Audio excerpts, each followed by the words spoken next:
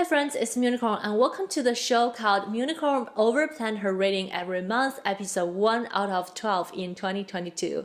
AKA January TBR. I was seriously thinking about if I'm going to keep doing TBRs this year because every past TBR served as a failure marker in my reading journey, but I still think they are helpful for me in some way. Firstly, they helped me to do more research for the reading projects that I'm on, and secondly, sometimes I don't know what to read and I will refer to my TBR and to see if I want to read books from them. So I've decided to still making TBRs and here we are. And as for January, I have 10 books on my TBR. I know it seems a lot, but 2 of them are graphic memoirs shorter than 100 pages.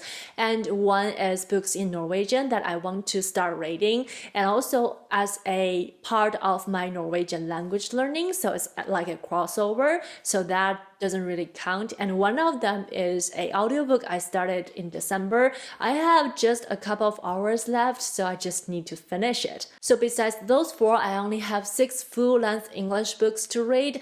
So it's totally doable, totally not over planning. At least I told myself so. The first book I have on my TBR is for the From and About Asia reading project. In January, the targeting country is Lebanon, and the sub-region of Lebanon is Western Asia. If you are interested, I'll leave all the information down below, and you are more than welcome to check them out. For category 1, read a book by Lebanese author. I have Jokes for the Gunman by Mazen Marouf, translated by Jonathan Wright. This is a short story collection writing about the lives in war zone from a child's perspective, but because of the nature of the war, the child's perspective can be vengeful and surreal and full of tragic encounters. If you have watched my favorite books of 2021 video, you'll know that apparently reading about life at war has become my thing now.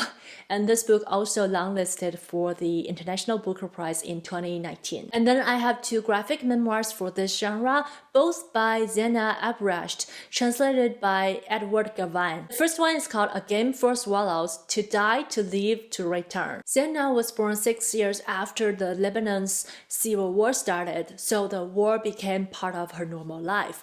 And the city of Beirut has cut in two with the east side of Christians and west side of the Muslims. One day, her parents didn't return from the trip visiting the other side. So this book is about how her neighbors tried to protect her and her brother and creating a safe zone in their apartment, and how the sister and brother just wanted to go by this dramatic day. The second graphic memoir of hers is called I Remember Beirut. This book is published 1 year after the last one, and it's also about the ordinary life in wartime. Those 2 books sound so intriguing, and I love to read more about normal people's life affected by war and the war, how the war impact on people. So that's why I placed hold in my library for those 2 graphic memoirs, and I'm so looking forward to them. Next, I have a book about the category 2 of the project, which is to read a book about the culture of the sub-region of the targeting country.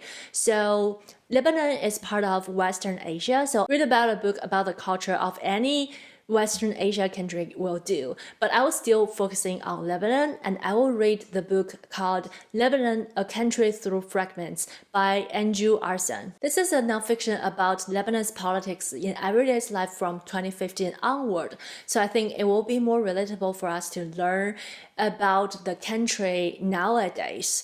And this one is one of the dense ones on this TBR pile with more than 500 pages. So I hope the shorter and also the graphic books in category 1 will help me to have more time for this book. Next, I have a classic from my Penguin English Library collections I want to read, and that is Vanity Fair by William Makepeace Thackeray. One of my reading goals for 2022 is to read more from my Penguin English Library collections, and I thought I might as well start from the longest one since January is the time where I'm most motivated. This is a chronicle about 2 women who cannot be more different, the ambitious but poor orphan Becky Sharp and the meek but rich Amelia Sedley. I was of course intimidated by the length of the book, but since we're already a few days into January. I've already started reading, and it's surprisingly smooth to read and not difficult for me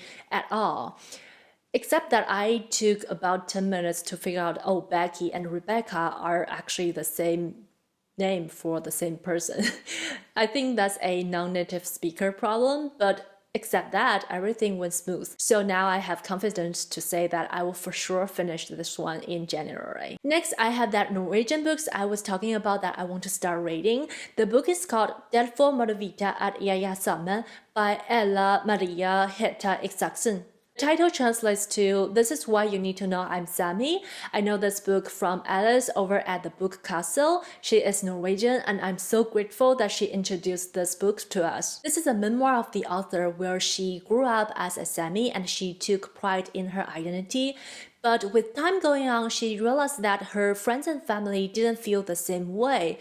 Most of them feel they are Norwegianized and lost part of their identity. So the book includes the stories people told her of being Sami and the things she recounted over the years. When I visited Norway a couple of years ago, I learned about Sami people in the museums, and their culture fascinates me, and I always wanted to learn more. And since this book is written in Norwegian, I have to treat it as a language study progress, which I'm very happy and excited about as well. So I just can't wait to dive into this book.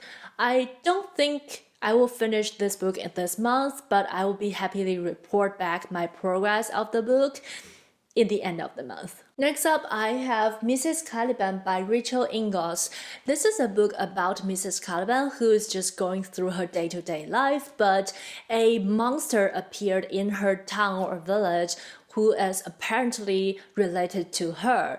I got this book here because I really want to know what happened next, and also because I am going to a short 4-day trip to Utah. I will only take my e-readers with me and also this book, since this book is so small, just a little over 100 pages. Perfect traveling book. Following, I want to read Cursed Bunny by Bora Chang, translated by Anton Her. This book and also Mrs. Caliban are both from my latest book haul videos, and I want to read them as soon as possible to feel the excitement that I'm reading my latest Aquarius of the books, since I haven't been able to feel that way for a very long time.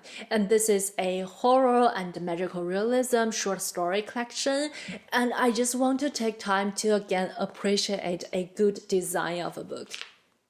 Like how stunning. Then I have This Green and Pleasant Land by Akisha Malik. This book was on one of my TBRs in 2021. I started this book, I liked it, but I haven't finished it. I just put it down for no reason. That's one of my bad habits that I need to quit, but I just cannot.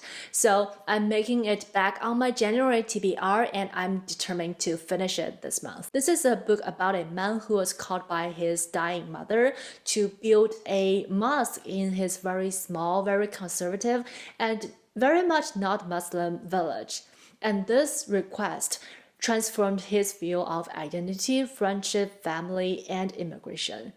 Like I said, I've already started it. It's a smooth reading so far, but I just need to finish it. The last book I have here is another book I started, but I haven't finished last month, and it is the audiobook of Will Smith's memoir, Well. Anyway, if you are interested in this book, the audiobook is the way to go because he even sings in the audiobook, so that's like amazing performances. I liked listening to this book, but the reason why I stopped listening to it is because listening to this book makes me very tired and sometimes anxious because Will Smith is a successful actor, singer, and it shows from the tone of his speeches. So motivated to the point that I feel like it's so much pressure he's putting on himself and also on the readers. I just got very tired listening to him. So although I only have 3 hours left of the audiobook to go through, I still feel like I don't want to listen to so much pressure at the end of the year, so I didn't finish it. So I put this book in my TBR to remind myself I still have this book to finish. I will divide the 3 hours of listening into even smaller pieces if I need to make me feel less pressured, but I I'll for sure finish this one. And there you have it, all the books on my January TBR. I hope you enjoyed this video, and let me know if there's any book sparks your interest, or what do you plan to read in January. And don't forget to say hi in the comment section down below. Thumbs up to this video if you liked it, and I wish you happy reading, stay healthy. I'll see you in my next bookish video. Bye!